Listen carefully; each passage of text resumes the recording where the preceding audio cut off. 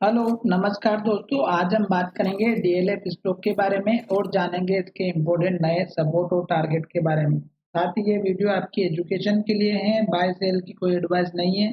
फिर भी आप ट्रेड करते हैं तो अपने फाइनेंशियल एडवाइजर से कंसल्ट करें। तो चलिए वीडियो की शुरुआत करते हैं। सबसे पहले मैं यहाँ पर आपको बता देता हूँ कि जिस तरह से स्टॉक अभी अपना नया हाई बना रहा है, तो आपको किस तरह से पहचानना है स्टॉक को, अप ट्रेंड में है कि डाउन ट्रेंड में। तो यहाँ पर आप क्या कीजिएगा, एक मूविंग एवरेज यूज कीजिएगा, जो यहाँ पर आपको इंडिकेट करेगा कि किस तरह से स्टॉक अप ट्रेंड में चल रहा है या डाउन ट्रेंड में। तो मैंने यहाँ पे दो मूविंग एवरेज ऐड की है। पहला हमारा 9 डेज का है और दूसरा मैं यहाँ पर एडिट कर देता हूँ, जो हमें 200 दिनों के मूविंग एवरेज का इंडिकेशन देगा। तो यहाँ पर मैंने 200 कर दिया है। तो अब मैं यहाँ पर इसका कलर भी चेंज कर देता हूँ ताकि हमें अच्छे से समझ में आए। तो ये 200 डेज का मूविंग एवरेज मैंने यहाँ पे ऐड किया। तो ये आपको दिखाई दे रहा होगा कि स्टॉक अभी इसके ऊपर चल रहा है। तो जब तक स्टॉक इसके ऊपर है, लॉन्ग टर्म में ये स्टॉक हमारा अप ट्रेंड में दिखाई दे रहा है। और स्टॉक जो है यहाँ से इस जगह से स्टॉक ऊपर गया था और ये लेवल हमारा 370 का था और आज स्टॉक चल रहा है 860 रुपए के आसपास।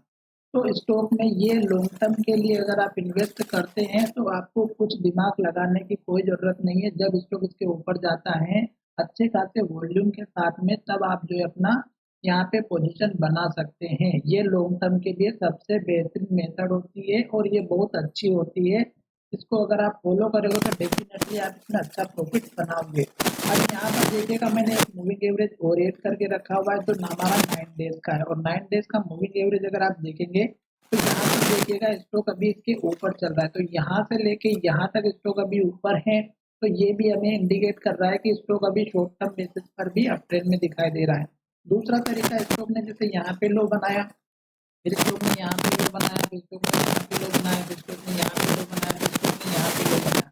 तो स्टॉक जो लो है वो हमारा ऊपर की तरफ बना रहा है और हाई भी ऊपर बना रहा है। जैसे ये हाई बना, फिर यहाँ पर हाई बना, फिर यहाँ पे हाई बना, फिर यहाँ पे, और अब स्टॉक लगातार हाई बनाते हुए जा रहा है। तो यहाँ पर एक चीज आपको ध्यान में रखना है कि जो लास्ट का लो है, ये आप अपना स्टॉप लॉस या सपोर्ट लेवल लेकर के चल सकते हैं स्विंग ट्रेडिंग के लिए, जो अगर आपको स्विंग ट्रेडिंग करना है उन लोगों के लिए। साथ ही इसमें बाय सेल की मैं कोई एडवाइस नहीं देता हूँ, फिर भी आप ट्रेड करते हैं तो बहुत अच्छी बात है।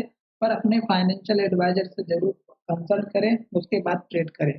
साथ ही स्टॉक ने जो हमारा लेटेस्ट का हाई बनाया, ये आप अपना सपोर्ट लेवल रखिएगा। क्यों? क्योंकि स्टॉक जब भी हमारे हाई को ब्रेक करता है और ऊपर की तरफ जाता है तो हमारा हाई जो रहता है पिछली बार का, वो हमारा सपोर्ट लेवल जरूर बनता है। जैसे कि यहाँ पे 840 रुपए का हाई बना था।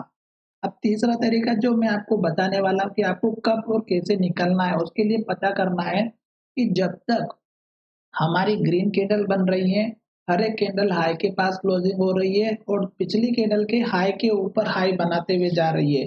तो यहाँ पे चारों कैंडल सेम सिचुएशन में बनती हुई नजर आ रही है और लास्ट ट्रेडिंग सेशन में ये कैंडल ग्रीन बनी है। तो जब तक कैंडल ग्रीन बन रही है और आपका हाई ब्रेकआउट हो रहा है, तब तक आपको वेट करना है। जब स्टॉक हमारे हाई को ब्रेक करना बंद कर दे, जैसे कि यहाँ पर देखेंगे स्टॉक ने यहाँ से लेके यहाँ तक हाई बनाया और इस कैंडल के बाद स्टॉक ने हाई बनाना बंद कर दिया और स्टॉक ने लो का ब्रेकआउट किया और गिरावट आई।